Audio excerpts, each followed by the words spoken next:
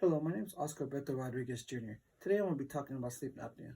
A lot of people think that it's just a regular, when you snore, a lot of people think it's nothing really. But did you know it's a big symptom of sleep apnea? I'm going to be talking about the three types of sleep apnea.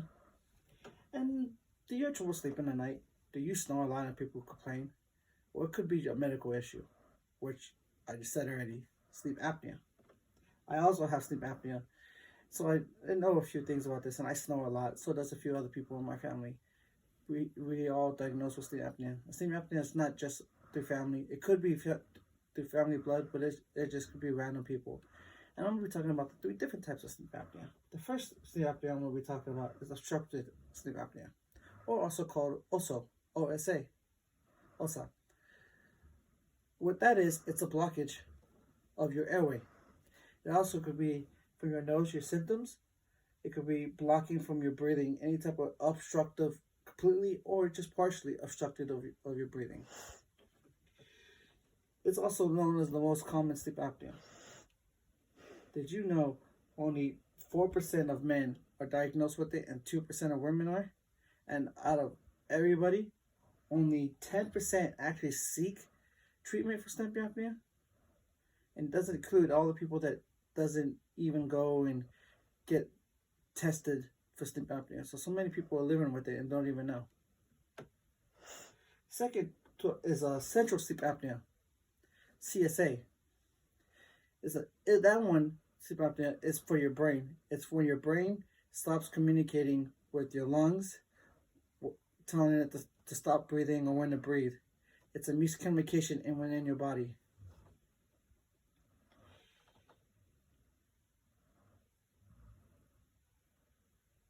CSA is also mostly known as a communication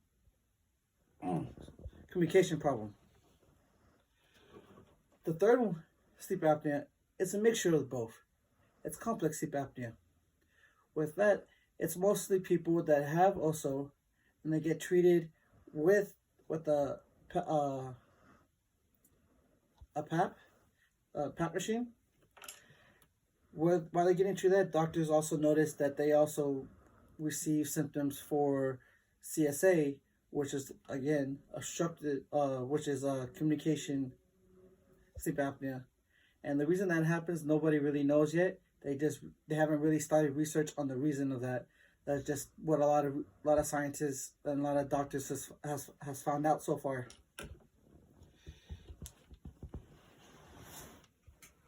The other main point I want to talk about is the symptoms of sleep apnea. Snoring, as we already said, snoring is a big part of sleep apnea. The way a lot of doctors find out how dangerous your symptoms are, how your sleep apnea is when how loud you snore. What a lot of people don't know is when you snore, it's caused because you will stop breathing. And stop breathing while you're sleeping is a very dangerous notion. You can stop breathing and not start again. Another one, like I said earlier, another is your nasal problems. If you have nasal problems, if you have problems with breathing through your nose or just stuffy nose, it could be another symptom of sleep apnea. Third symptom for sleep apnea is a major one for me. Is lack of sleep. You won't be able. You have a hard time sleeping at night. You'll be able to find yourself grouchy in the morning. Have hard time going out through your day because you're just so tired. And my third thing about is the effects of sleep apnea. One of the first things I want to talk about is mental problems, where we talked about it with lack of sleep. Lack of sleep can go with your mental problems because then you'll stay up all night, or in the morning you're just tired, you're irritated, and it just your mental break down your walls and you just make yourself go crazy. Mental confusion is also with sleep apnea. Because of the lack of sleep, you get mental confusion where you don't know where you are, you don't know what's going on. A lot of times because you have that lack of sleep, which